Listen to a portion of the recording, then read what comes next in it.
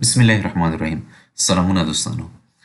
زما د ننني لیکچر موضوع چې د هغه میډیول 3 ده، یعنی رایټینګ سلیکټ کویریز. د سلیکټ کویریز لیکل دي.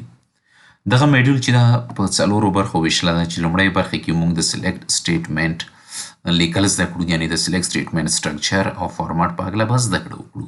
یعنی دغه سلیکټ سټیټمنټ څه ډول لیکلی شي. او دوهم کې موږ دا زده کړو چې د ډسټینکټ کی ورډ یا دغه لفظ په مرسته موږ څنګه کولی شو چې له تکرار ډیټا څخه جلوګیري وکړو، هغو څخه مخنیوی وکړو.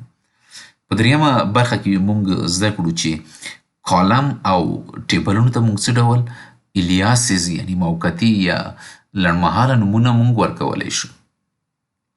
په څلورمه برخه کې موږ د کیس ایکسپریشن یعنی د کیس کارول، د هغې سټرکچر او د هغې فارمات په هکله موږ زده کړه وکړو. دوستانو، دغه میډیول چې ده، په میډیول کې موږ سلیکټ سټیټمنټ کاروو تر څو له ټیبل او ویوز څخه موږ ډیټا راواخلو، هغه ریډ کړو یعنی هغه ولولو.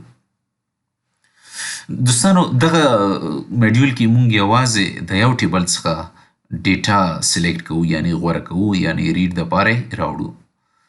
موږ کولی شو چې د سلیکټ سټیټمنټ چې د هغې په مرسته یا هغه موږ داسې ولیکو چې د خپلې خوښې ریزلټ یعنی نتیجه لاسته راوړو، او هغه څه چې موږ یې غواړو هغه لاسته راوړو. د سلیکټ سټیټمنټ په مرسته موږ دا هم کولی شو چې انشاءالله ستاسو به ووینئ چې د ډسټینکټ کی ورډ په مرسته موږ څه ډول دغه ډیټا لاسته راوړلی شو.